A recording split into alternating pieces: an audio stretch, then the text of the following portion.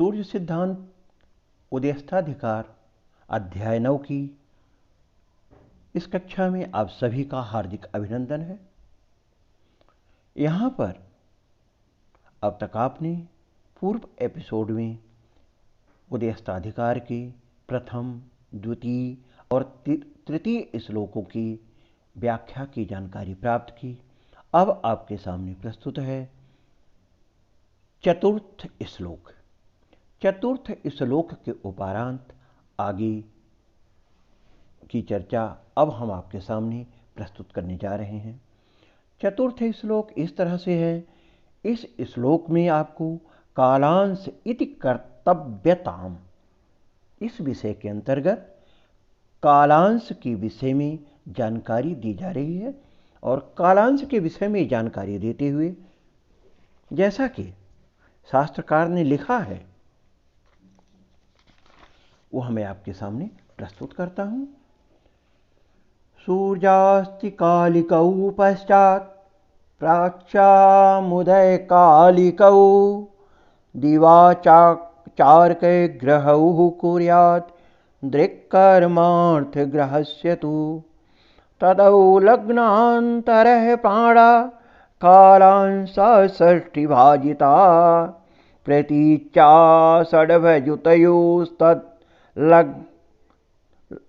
तद्वद्लग्नान्तराशवः। दिवा अर्थात अभीष्ट दिन अभीष्ट ग्रहस्य कालांश साधनार्थम पश्चात पश्चिमादि उदयास्त कालांश साधनार्थम सूर्यास्त कालिकौ प्राच्यां पूर्व दिशि तु उदय कालिकौ अर्कग्रहौ सूर्यो भीष्ठो ग्रहश्च द्वौ कुर्यात् अथ च स्वसकाले तु ग्रहस्य दृक्कर्म आयनमाक्ष च द्विविधं दृक्कर्म कुर्यात्।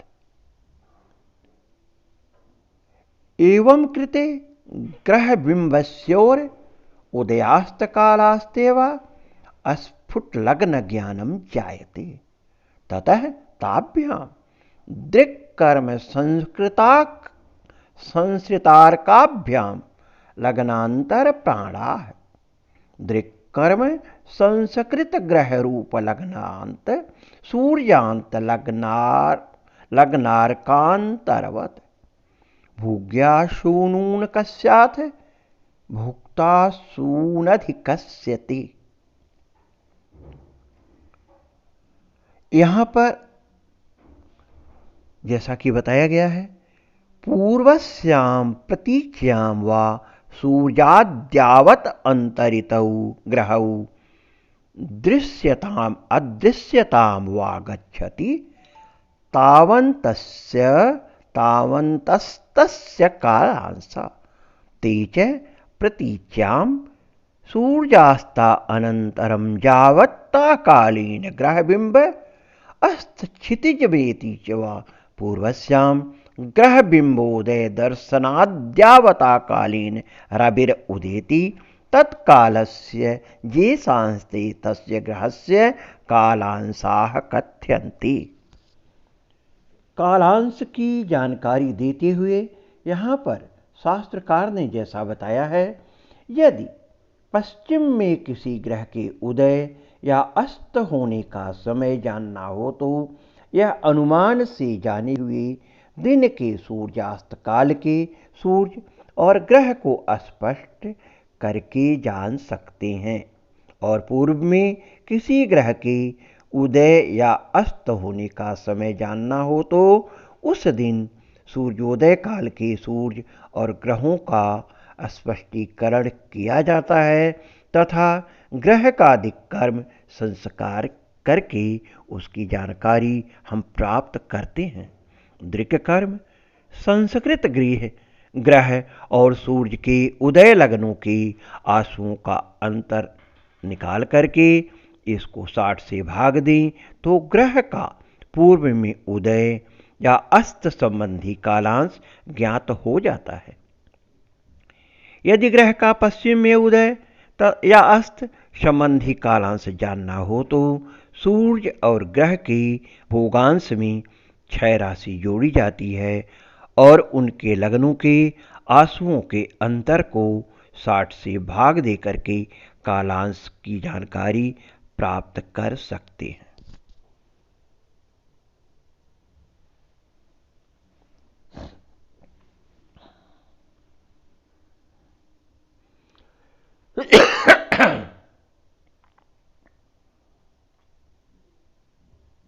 यहां पर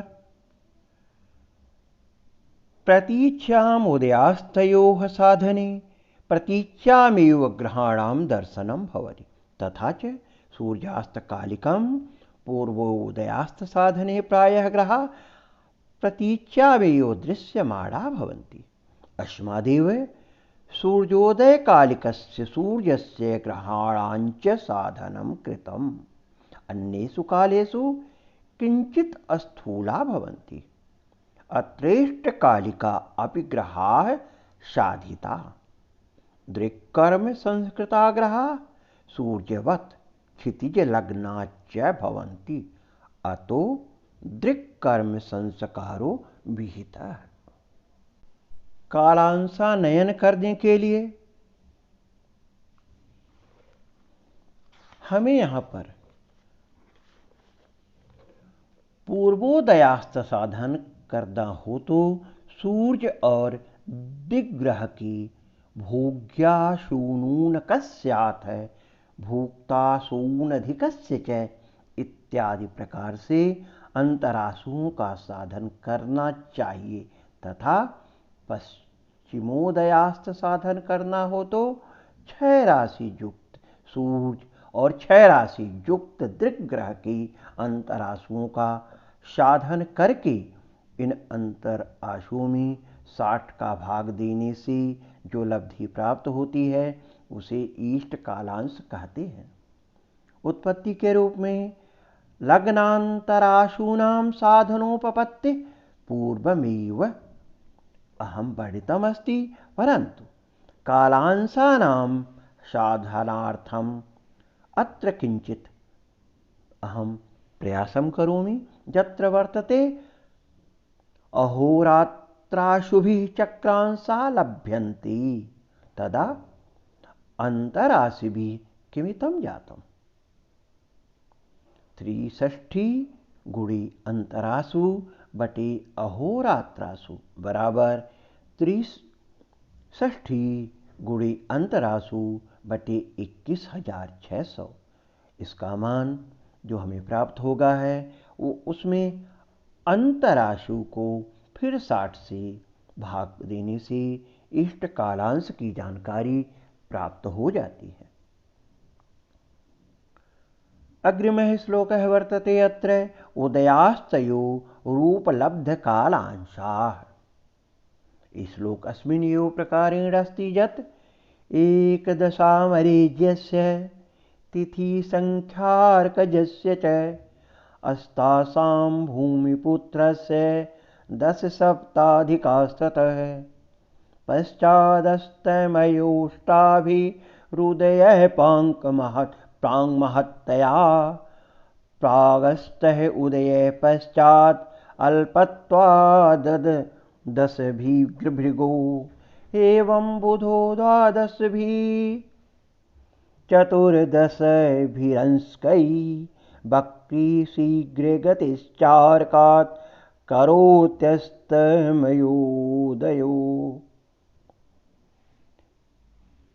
बृहस्पति के कालांश 11 और शनि के 15 तथा मंगल के 17 होते हैं।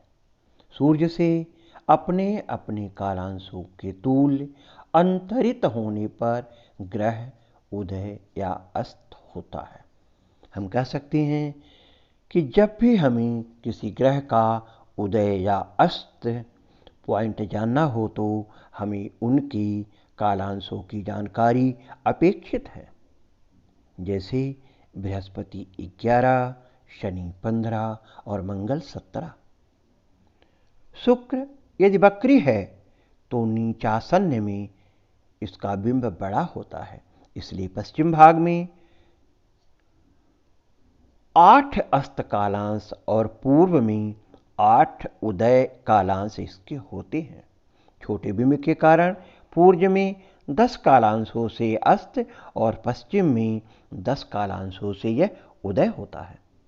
वक्री होने पर शीघ्र गति बुध का बड़ा बिंब होने के कारण पश्चिम में 12 कालांशों से अस्त और पूर्व में 12 कालांशों से यह उदित होता है। बुध का बिंब छोटा होने से 14 कालांशों पर पूर्व में अस्त तथा पश्चिम में उदय होता है। इस तरह से हमें सभी ग्रहों का कालांश जान करके ही उसके उदय अस्त का चित्रण करना चाहिए। उच्चासन्ने ग्रहबिंबानाम अल्पत्वात् कालांशा अधिका भवन्ति। नीचे नीचासन्ने वा ग्रहबिंबस्य महत्वात् कालांशा अल्पा भवितुम् अर्हन्ति। लंबुबिंबात्मकानां भौम गुरु शनिनाक्षो च नीचयोः कालांशे समत्वम् अवलोक्य तेषाम् उदये अस्ति चैका एव कालांशाः पठिताः। बुधशुक्रयोस्तु नीचासन्ने वक्रत्वे च वा विहीना कालांशा बिंबयोर्विपुलत्वं प्रकल्प्य। यहाँ पर आपको कालांश की जानकारी और उनके उदय तथा अस्त के साधन के बारे में बताया गया है।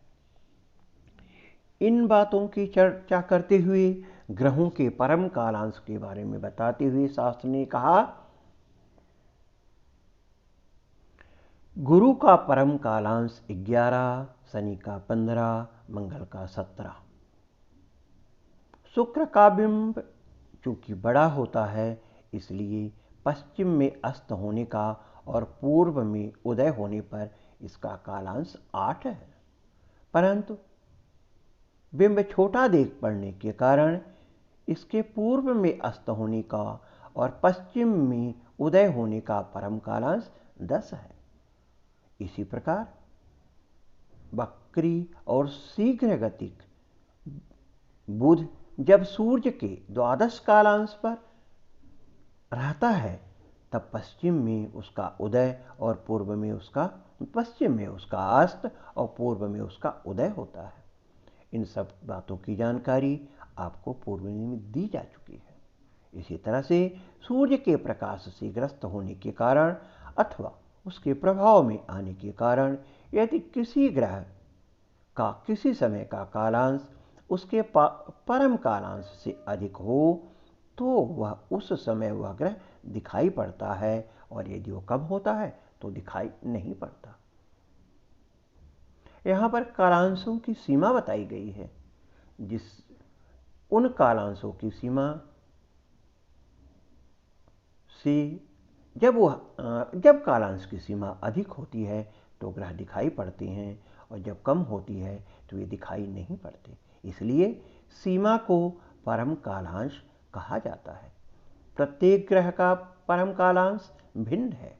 इसका कारण यह है कि जिस ग्रह का बिंब बड़ा होता है वो सूर्य के पास होने पर भी सुगमता पूर्वक दिखाई पड़ता है, और जिसका बिंब छोटा होता है वह कुछ कठिनाई से देखा जा सकता है।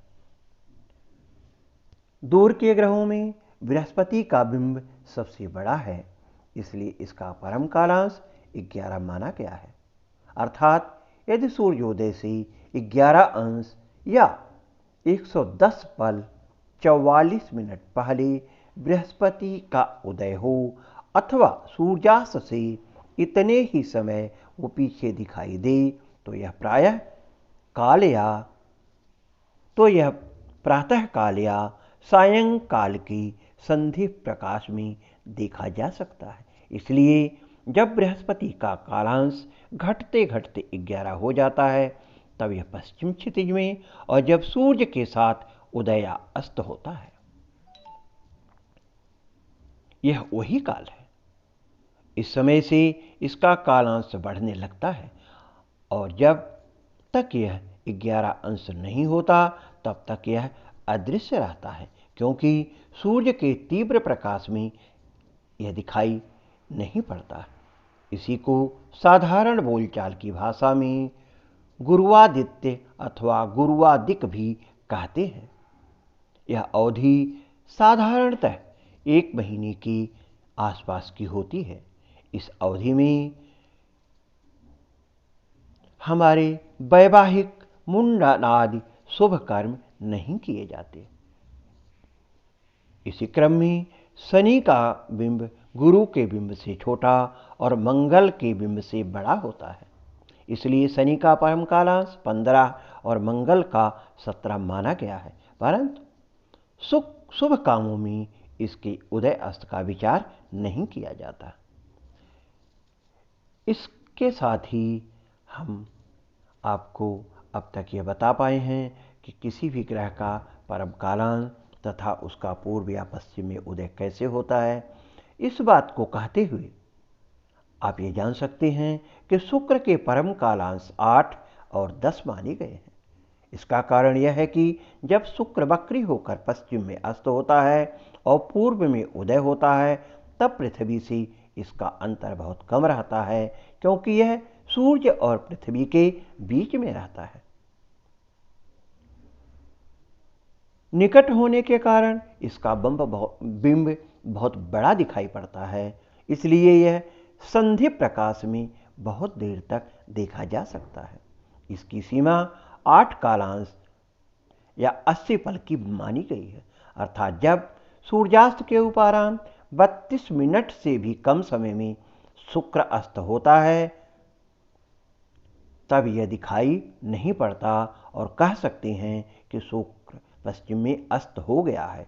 इसके बाद जब शुक्र सूर्योदय से 32 मिनट पहले उदय होने लगता है, तब यह फिर से दिखाई पड़ने लगता है और कहा जा सकता है कि इसका पूर्व में उदय हो चुका है।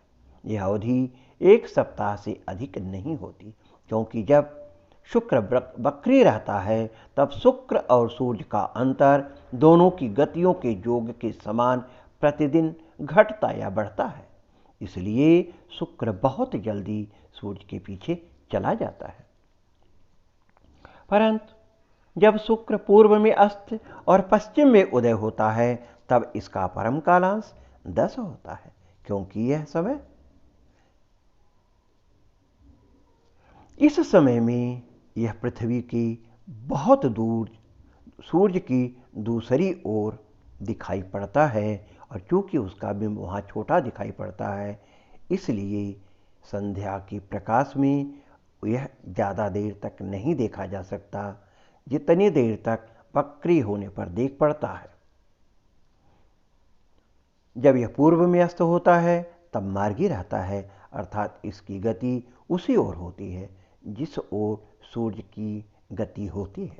इसलिए दोनों का अंतर दोनों की गतियों के अंतर के समान प्रतिदिन घटता या बढ़ता रहता है। इसलिए शुक्र के अस्त होने की यह अवधि 2 महीने की लगभग हो जाती है।